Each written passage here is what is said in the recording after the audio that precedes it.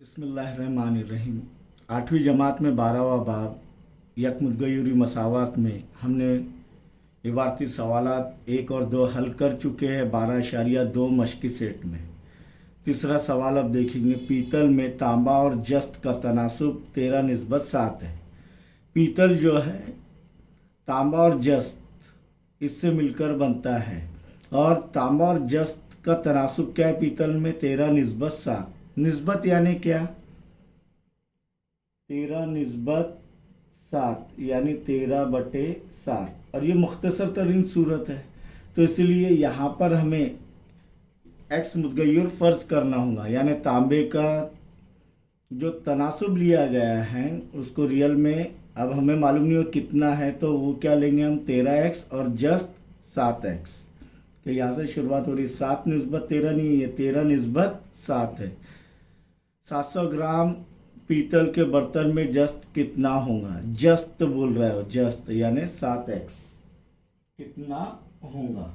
तो यहाँ हम अब देखेंगे कि किस तरीके से हल किया जाएगा ये। तो यहाँ पर 13:7 है, ये निस्बत में आ गया है यानी मुख्तसर तरीन सूरत है, इसलिए यकसा ज़वाब फ़र्ज़ करना ज़रूरी है। तो सवाल नंबर 3 में हम देखेंगे कि सबसे पहले फ़र्ज़ किया यकसा ज़वाब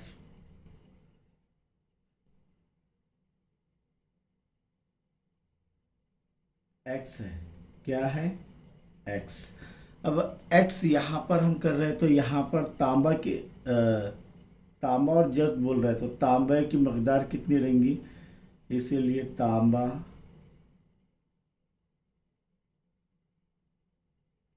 बराबर 13x ग्राम और जस्त बराबर 7x ग्राम। अब दोनों की मकदार, अब हमें रियल मकदार मिल गई, यानी x फ़र्ज़ कर लिया हमने, तो रियल मकदार देखो 13x/7x, x तकसीम हो जाएगा 13x/7x, तो x तकसीम हो जाएगा, बचेगा क्या 13/7। तो हमने अब ये x की कीमत मालूम करनी है जिससे हमें जस्त की मकदार मालूम होगी। तो शर्त के मुताबिक दी गई शर्त के मुताबिक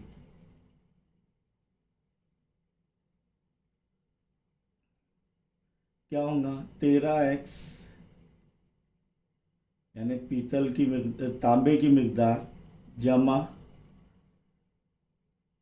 जस्त की मकदार बराबर, यानी 7x बराबर कितना है? 700 ग्राम है क्या नहीं?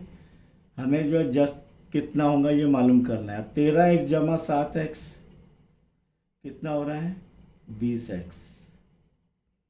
13x जमा 7x कितना हो जाएगा? 20x बराबर 700 ग्राम।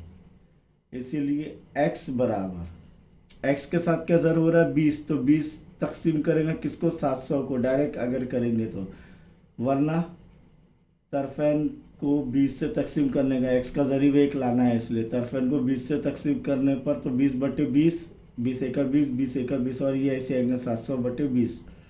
ये सिफर कट दो, अब बच गया 70/2, तो 2 एका 2, 2 तिया 6, 7 में 6 गए, 1 बचा, 2 पंजे 10, ये 10 हो गया, तो 2 पंजे 10। x बराबर कितना आ रहा है? इसीलिए x बराबर 35 है ना। अब हमें सिर्फ जस्त की मकदार बोल रहे हो, पीतल तांबे की मकदार नहीं बोल रहे हैं, इसीलिए जस्त की मकदार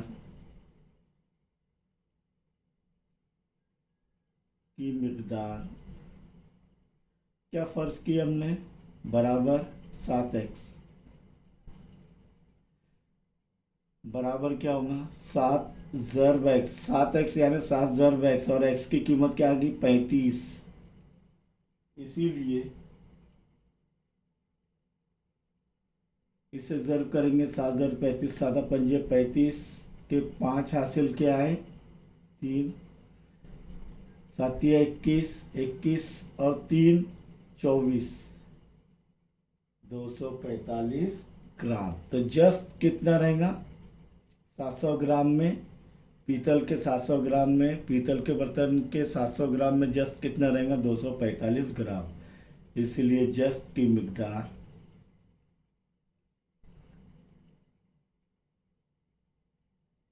245 ग्राम। समझ में आया कैसे हल करना है।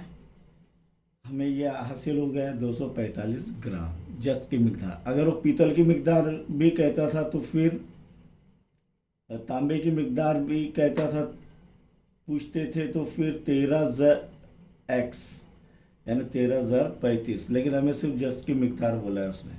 अब सवाल नंबर 4 में बहुत गौर करना है कि 3 मुतवातिर मुकम्मल अदाद का मजमुआ 45 है। कितना है 45 से ज़्यादा लेकिन 54 से कम। 3 मुतवातिर मुकम्मल अदाद का मजमुआ 45 से ज़्यादा और 54 से कम, यानी वो जो है मुतवातिर अदाद वो किसके दरमियान में है 45 से ज़्यादा और 54 से कम। अब कौन से अदाद है 3 मुतवातिर मुकम्मल अदाद और उनका मजमुआ, तो वो अदाद मालूम करना है। अब 45 से ज़्यादा यानी 45 नहीं आएंगे 46, 47, 48, 49, 50, 51, 52, 53 तक रहेगा। इनके दरमियान में उनका मजमुआ है। अब वो अदाद मालूम करना है।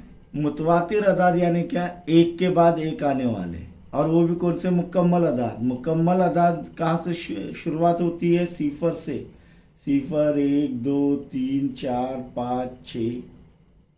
सही है। अब यहाँ पर मुतवातिर यानी एक के बाद एक, यानी 1, 2, 3 या 3, 4, 5 या 11, 12, 13, तो इस तरीके के अदाद जो है मुतवातिर यानी एक के बाद एक, वो भी कौन से मुकम्मल अदाद। अब कैसे फ़र्ज़ करेंगे, यहाँ पर अगर हमने फ़र्ज़ कर लिया कि पहला मुकम्मल अदद जो 45 से ज़्यादा और 54 से कम है वो x है, तो दूसरा अदद क्या हो जाएगा x जमा 1। कैसे कि 0 में 1 जमा करे तो क्या आ रहा है 1, 1 में 1 जमा करे तो क्या आ रहा है 2, 2 में 1 जमा करे तो क्या आ रहा है 3। इसीलिए यानी अगर हमने x फ़र्ज़ कर लिए तो तब x जमा 1 आएगा दूसरा मुतवातिर मुकम्मल अदद। तो यहाँ पर हम क्या करेंगे, फ़र्ज़ किया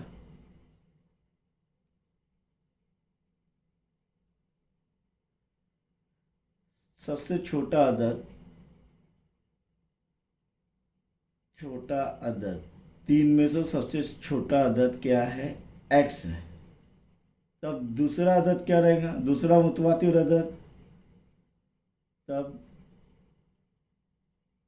दूसरा अदद वो भी कैसा मुतवातिर एक के बाद एक, दूसरा अदद बराबर क्या रहेगा 1 जमा करेंगे, x जमा 1, क्योंकि 3 में 1 जमा कर रहे तब 4 आ रहा है, यानी मुतवातिर अदद है क्या नहीं, एक के बाद एक वाला।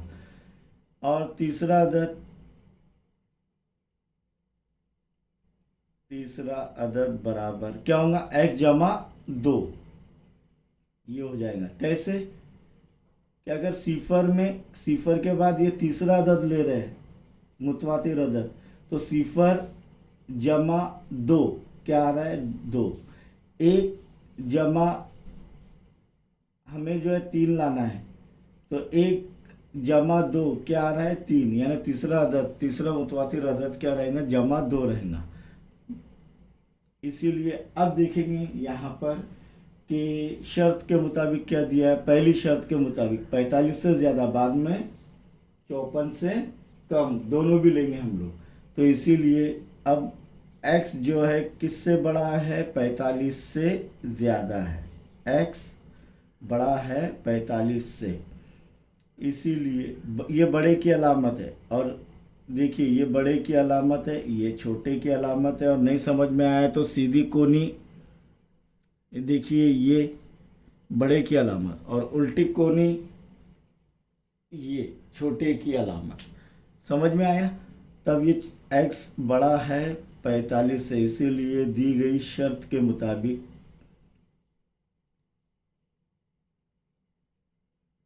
क्या हो जाएगा, इनका मजमुआ x जमा 1, 3 मुतवातिर अदाद x जमा 1 जमा 1 जमा 2 क्या है, बड़ा है 45 से, क्योंकि हमें पहली शर्त दिया हुआ है मजमुआ 45 से ज़्यादा लेकिन 54 से कम। तो पहले 45 से ज़्यादा का हल कर लेंगे।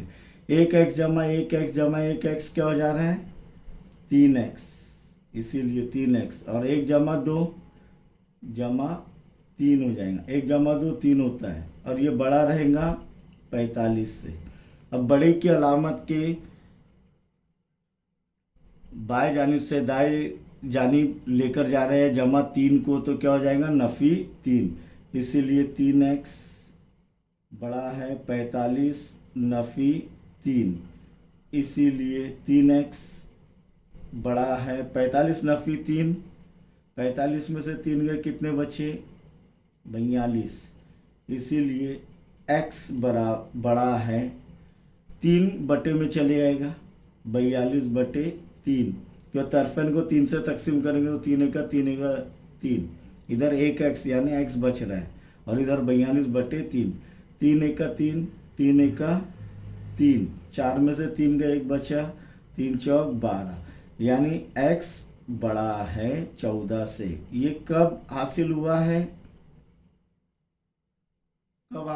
है, x बड़ा है 14 से जब 45 से ज़्यादा है, तीनों मुतवातिर अदाद का मजमुआ 45 से ज़्यादा है। अब x छोटा है 54 से, सही है, लेकिन 54 से कम है, इसलिए x छोटा है 54 से। फिर वही शर्त के मुताबिक क्या होगा, x जमा 1 जमा 2 छोटा है 54, इसीलिए x जमा 1x कितना हो जाएगा, 3x जमा 1 जमा 2 क्या हो जाएगा, 3, छोटा है 54 से, इसीलिए 3x जमा 3 छोटे की अलामत के बाएं जानिब से दाएं जानिब जाएगा, नफ़ी हो जाएगा, छोटा है 54 नफ़ी 3, इसीलिए 3x बराबर 54 में से 3 गए, कितने बचे, 51, इसीलिए यहाँ पर देखेंगे कि x की कीमत मालूम करनी है, ये छोटा है, बराबर नहीं, छोटा है, x छोटा है 51/3 से, क्योंकि बटे में ये 3 चले जाएगा, तो 3 एका 3, 5 में से 3 गए, कितने बचे, 2, 3 साते 21, इसीलिए x छोटा है 17 से। अब यहाँ पर देखेंगे पहले क्या आया है, x बड़ा है 14 से, इसे मसावत 1 दे देंगे और x छोटा है 17 से, तो मसावत 1 और 2 से क्या हासिल होगा हमें, इसे एक साथ लिखेंगे तो 14 छोटा है x से, यानी x बड़ा है 14 से, x बड़ा है 14 से यानी 14 छोटा है x से, यानी ये जो x है ये छोटा है 14 से और छोटा है 17 से, यानी 14 बड़ा है x से, x छोटा है 14 से और x छोटा है 17 से। इस तरीके से हम लिखेंगे। अब 14 और 17 के दरमियान में कौन से अदाद आते हैं, 15 और 16। 14 और 17 के दरमियान में कौन से अदाद आते हैं, 15 और 16। इसके मानी ये भी होते हैं कि x दरमियान में 14 और 17 के, यानी 14 और 17 नहीं है लेकिन उसके दरमियान में है। जैसे कि 1 2 3 में कौन सा 1 और 3 में कौन सा अदद दरमियान में है? 2। तो वैसे ही 14 और 17 के दरमियान में x है, तो कौन कौन से अदाद रहेंगे? 14 से 15, 16। इसीलिए x बराबर 15 या x बराबर 16। अब जब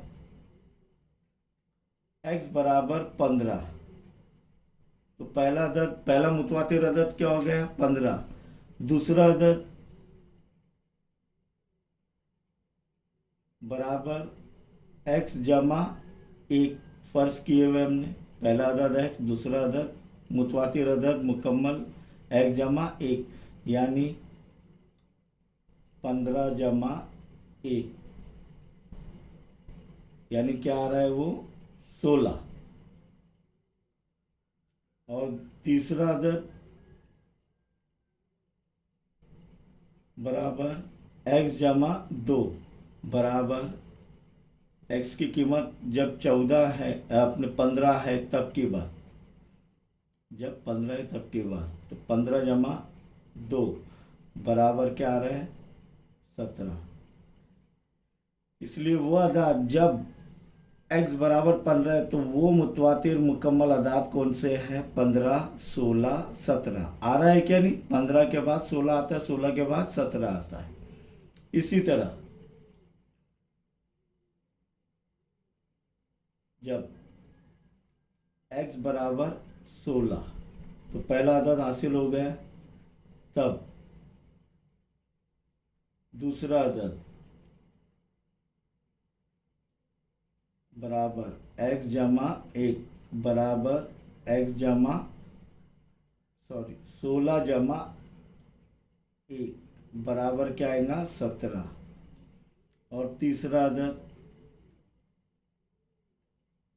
बराबर x जमा 2 बराबर 16 जमा 2 बराबर क्या आएगा? 18।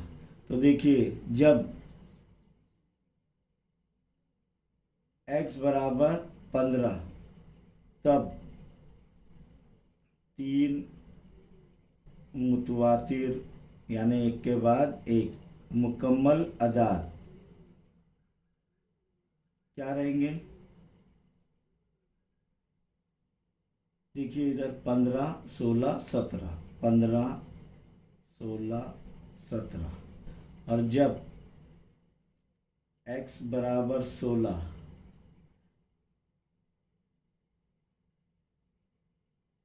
x बराबर 16, तब 3 मुतवातिर अदाद